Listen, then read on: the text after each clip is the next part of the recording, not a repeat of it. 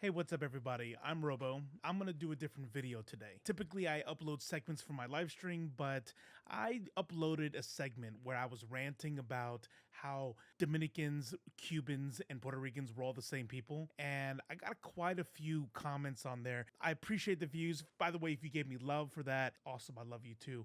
But some of the comments really kind of baffled me because there were things I hadn't really heard before. I was like, where are people getting this stuff? Like, for example, well, Spain didn't colonize them. They were settled. These were provinces. What? What? Indigenous people had rights. They were actually treated really well. Columbus might have, did some crazy stuff, but he was put in jail and things were great after that. And I'm confused. And then I'm remembered when we look at it from the context of the history of the United States. We have neo-Nazis, we have the KKK. You got people that are, genocide deniers and revisionists. And in the Civil War, it was about states' rights. That's what it was about. Ignoring states' rights to do what? And that's all what I'm seeing in the comments. I just kind of clicked. Oh, these are white supremacists. Now, before I continue, just know this. If you're a white supremacist, I see you. If you're not, I really suggest you dig into, figure out who is saying this stuff. Does it agree with history? Then ask yourself, why do you keep repeating them? Claim number one, Spain didn't colonize. Spain had settlements and built provinces or whatever. And I think to myself, wow, that's really stupid.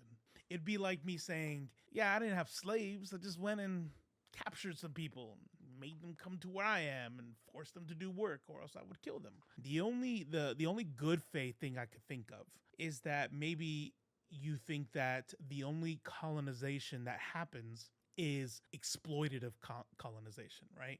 When you think of Congo or Burma or Vietnam or the Philippines, right? These are where colonizers went to exploit the land, to exploit the people, typically leaving it in disarray and without a stable government, so that when they have, hundreds of years of violence afterwards, we can say, oh, it's probably their culture. Sorry, that's a tangent. I'm going on a tangent. Sorry. Exploitative colonization isn't the only kind of colonization. The other kind is settler colonization, like what we did in the United States, what happened in South Africa, in Australia, Latin America. Just because you came and said, you know what, I like it here, I don't think I'm leaving, that doesn't make it not colonization. You can do two things at once. You can build hospitals, you can build great cities, you can make vaccines and still be a colonizer. Claim number two, the indigenous, this one might blow your mind worse than the first one,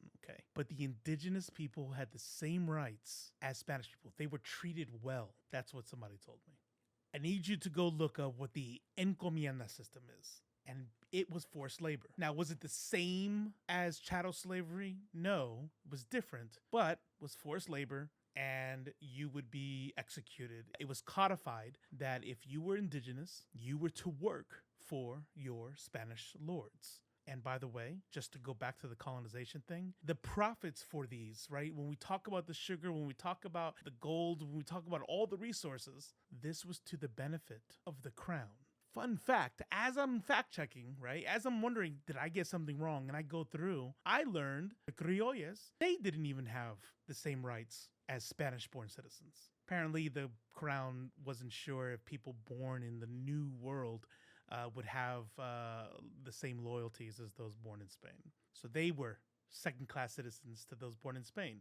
Where do you think indigenous people fell? Where do you think the Africans that came as enslaved people fell? The last part of this is more of me wanting to, I guess, make some concessions or clarify. I did say that Spain planted flags on each of these islands. Not problematic, but I did, I guess in a way, misspeak because I kept having to correct it over and over and over again. So I can't blame everybody else. I'm going to blame myself on this one. I did not mean the flags you see today. I know that the Cuban flag that you see today is the flag of independence.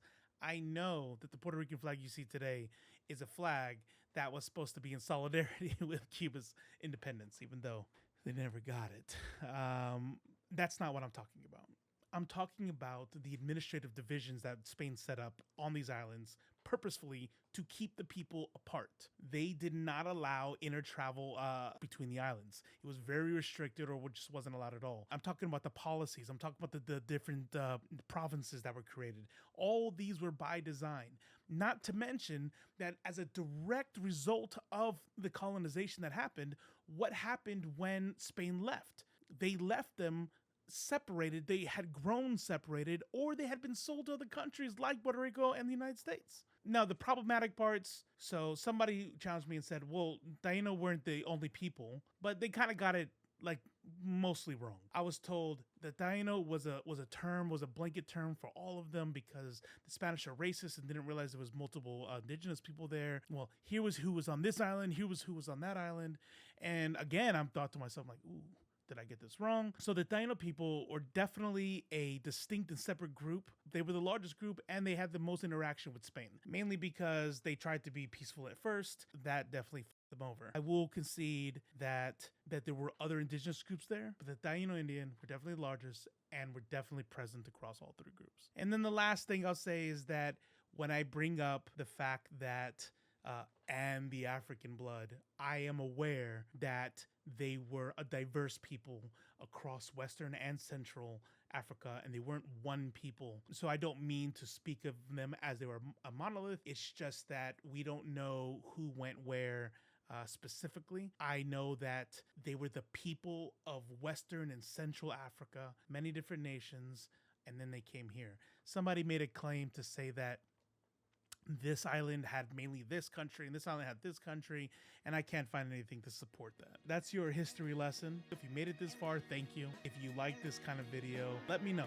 But thank you very much. Don't forget to hit like, subscribe, and maybe look for me in weekdays at 7:30 and we can talk live. I'm out.